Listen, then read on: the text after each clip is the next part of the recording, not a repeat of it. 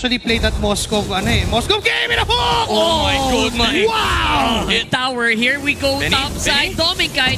Benin ay pinit sa harap ng members ng Aurora pero nandoon yung sustain with the Revitalists mula kay Jack. Araw hindi tumama and maiiwan yung Gatot Kacha. Sinakripisyo niya na Success, which is understandable, pero look at that, they're still getting more. Demon Kite! The jump onto Chakno. May hook pa, hindi makakatakbo.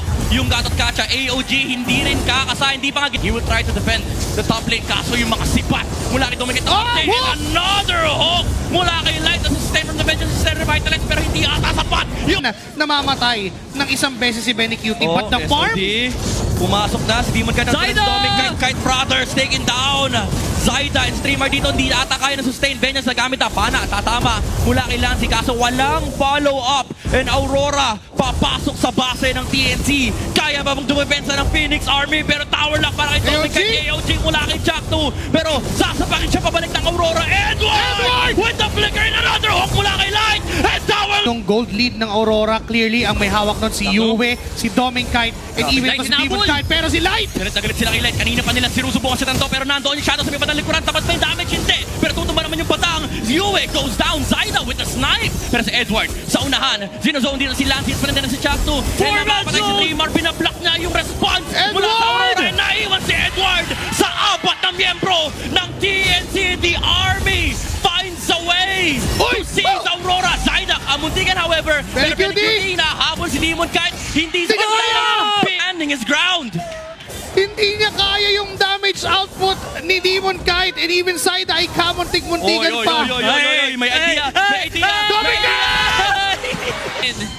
From Aurora, sinalo. Light with a stun onto Trimar. Pero just like ginamit ng Lancy na paggamit na ng bravest fighter dito si Trimar. And Dominic with the zone as well. Gamit ng Zaman Force. Demon Kite. Benny down!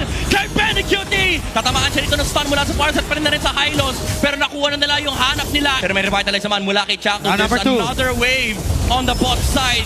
Pero Airstrike still on cooldown. Chakno sinusustain yung damage ng Aurora. Pero nakakate!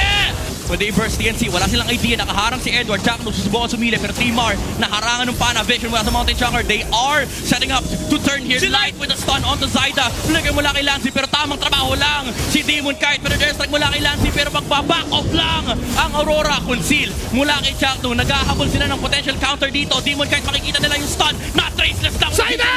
Zyda! Sa likuran! Pumulis! At naharap si Dominic Kite. Edward though sustaining the frontline. Benny Cutie! With the blessing to it! Sa unahan, tutumba si Light. Demon Kite nakapag-traceless palabas. Pero TNC, they find two. Ang ganda. Pero may kusinti, may kusinti. Tayo na yung plano. Dalawang Light with the jump! Taking down Benny Cutie. Zyda makakatapos siya rito. However, Dominic Kite, next sprint na yung Zaman Force. Pero tumumpa rin naman si Lancy and Trimar. Hindi na rin siya mabubuhay. Sa base, wala na siyang shadow. May shadow kill pero makikilipan niya ang minion wave tower lock para sa Aurora. Pero si Dominic Kite